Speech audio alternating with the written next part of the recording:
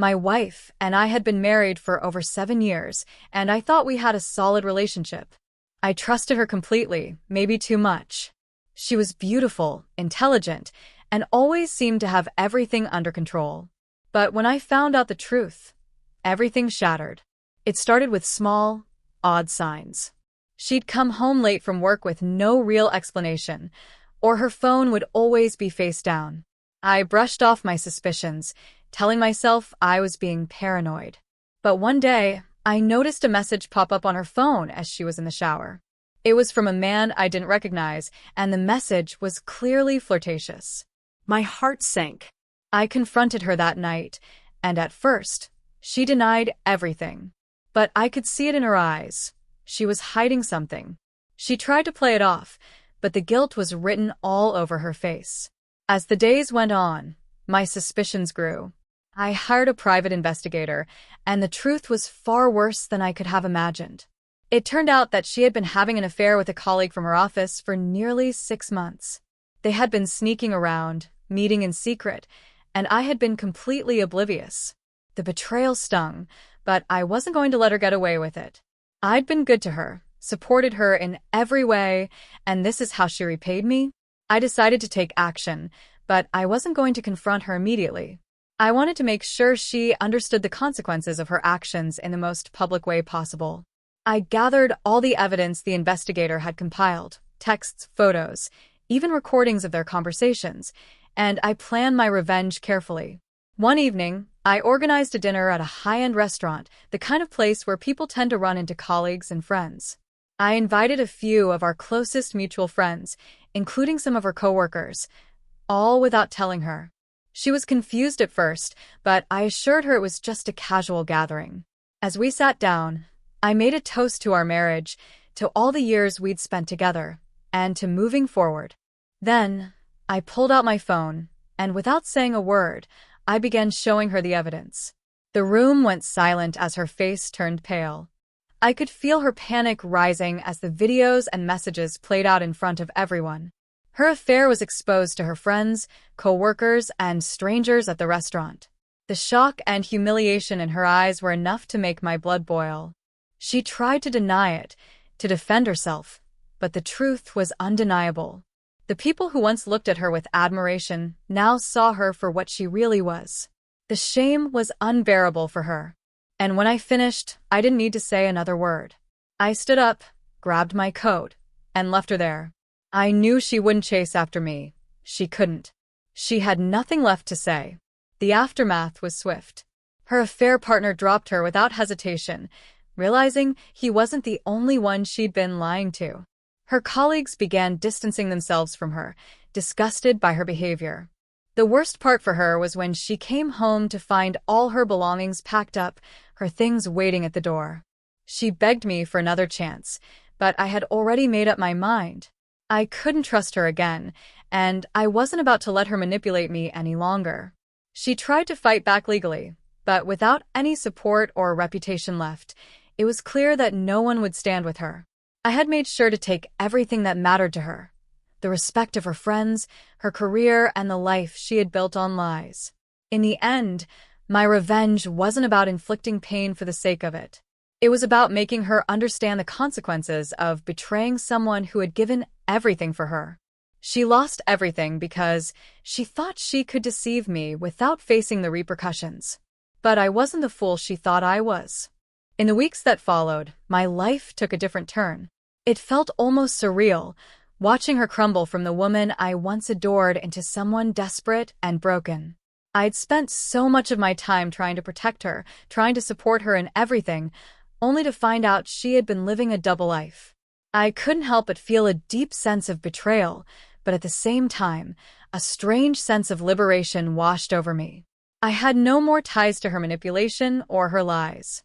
The weight of carrying her secrets was gone, and for the first time in a long while, I felt free. Her attempts to salvage her life were pathetic. She begged for my forgiveness, saying she was sorry and that it had been a momentary lapse in judgment, but I knew better.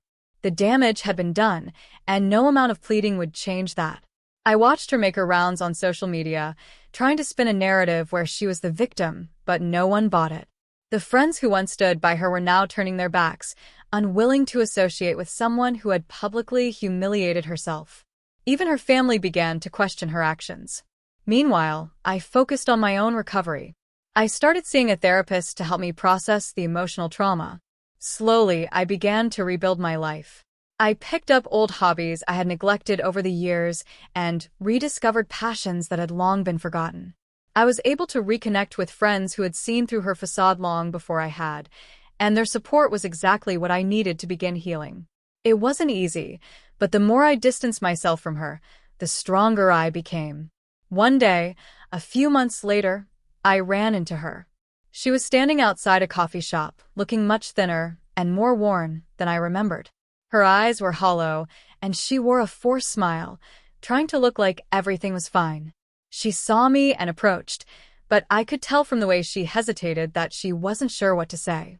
"I just wanted to apologize," she said softly, her voice lacking its usual confidence. "For everything. I know I hurt you, and I was wrong." I could see the desperation in her eyes. She had lost all of her bravado, and I could feel the weight of regret in her tone. It wasn't the kind of apology I was waiting for, but I wasn't the same person anymore. I had already moved on, and no apology could undo what she had done. "I appreciate your words," I replied, my voice steady. "But the truth is, you don't owe me anything anymore. You already took what you wanted from me, and I've moved on." She looked at me for a long moment, perhaps realizing that this time, I wasn't the man she could manipulate anymore.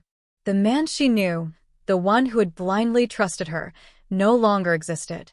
I was someone different, someone stronger. I turned to walk away, but she called after me. "Do you hate me?" I stopped, turning back to face her. There was no hate in my heart, only indifference. No. "I don't hate you, but I don't need you in my life anymore. I'm done." And with that, I left her standing there, the woman who had once been everything to me, now just a ghost of my past. As for her, things only continued to spiral. She was let go from her job after the affair became public within her workplace, and the social circle she had so carefully built began to crumble. People couldn't forget what she had done, and every attempt to repair her reputation fell flat. Her world had collapsed, and no one was there to catch her. On the other hand, I thrived. I didn't seek revenge out of malice. I did it because I had to show her the consequences of her actions. I exposed her betrayal not just to punish her, but to regain control of my own life. I had been so deeply betrayed by the woman I thought I would spend forever with, but in the end, it was I who walked away victorious. Her affair cost her everything, while I emerged stronger, free from the lies, free from her hold. It wasn't about vengeance anymore. It was about reclaiming my life. And in doing so, I discovered the power I had within myself to move forward. Months passed, and my life continued to unfold in a way I never expected. The pain of betrayal had faded into something more like a distant memory. I'd let go of the anger and resentment that once consumed me, choosing instead to focus on the future. I became more selective about who I allowed into my life, learning from the mistakes of the past. Trust was no longer something I gave away easily, but when I did, it was with a renewed sense of clarity. It was around this time that I began dating again. At first, I was hesitant, scared even, to open my heart to someone new. But life has a funny way of showing you that even after the darkest moments, there's always light waiting to break through. I met Sarah at a mutual friends gathering. She was kind, funny, and genuine in a way that I hadn't seen in a long time. We hit it off instantly, but I was cautious. I wasn't ready to rush into anything. As time went on, though, Sarah showed me that trust wasn't just about not being lied to. It was about building something real, something healthy. She was understanding of my past without letting it define me, and I started to believe that I deserved happiness again. Sarah never pressured me, never tried to fill the empty spaces too quickly. She simply let me be myself, and I began to relax around her. Meanwhile, my ex-wife's life only seemed to spiral further. Every time I checked in on her through mutual acquaintances or social media, it was clear that she hadn't learned from her mistakes. She bounced from job to job, relationships came and went, and she never stayed anywhere long enough to build something lasting. The shame she carried was evident in her eyes, and despite her attempts to put on a brave face, I could see through it. She was lost, and I felt no satisfaction in watching her suffer. The truth was I'd moved on, and that was the best revenge. She could never undo the damage she had caused, but neither would I allow it to define me any longer. I wasn't bitter. I didn't need to be. I had taken back the control she once had over me. I was rebuilding my life on my own terms, and every day felt like a new beginning. Then came the moment that truly proved how far I had come. A few months after Sarah and I started seeing each other more seriously, I bumped into my ex-wife at a friend's wedding. I hadn't seen her in a while, but there she was, standing across the room, looking out of place as usual. She saw me too, and for a moment, I saw that familiar flicker of recognition in her eyes. But this time, I didn't feel the weight of the past pressing down on me. She walked over, and for a brief second, I saw the same desperation in her eyes from that night at the coffee shop. "I just wanted to see how you're doing," she said, her voice shaky. I smiled, genuinely, without the bitterness I once would have felt. "I'm doing better. I'm happy now." I glanced at Sarah, who was chatting with some friends. "This is Sarah. She's a part of my life now." I could see the realization hit her. She wasn't the center of my world anymore. She had faded into the background of my life. A chapter 1 had closed long ago. "I'm glad to see you've moved on," she said quietly, almost to herself. I nodded, my gaze steady. "I think we both have." I didn't need to say anything more. There was no anger, no need for further confrontation. I had already exposed the truth, taken back my dignity, and built a life far beyond the pain she had caused. As the evening wore on, I danced with Sarah, laughing freely, surrounded by friends and family who supported me. My ex-wife, on the other hand, stood off to the side, awkwardly watching as my life continued to unfold in ways she could no longer control.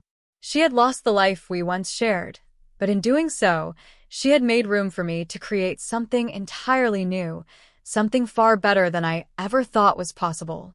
And as I looked into Sarah's eyes, I knew that this time, I wasn't just moving on.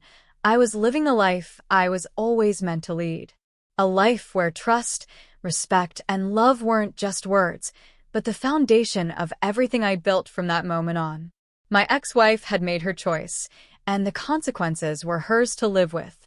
But as for me, I had found my peace, and it was more than enough. As time passed, the remnants of my past life with my ex-wife slowly faded into the background.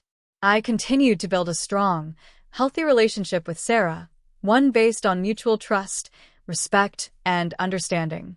It wasn't perfect, no relationship is, but it was real.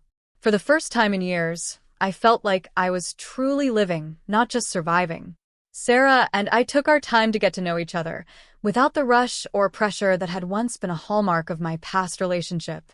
We traveled, experienced new things together, and talked about our goals, dreams, and fears. She understood the scars I carried, and never judged me for the pain I'd been through.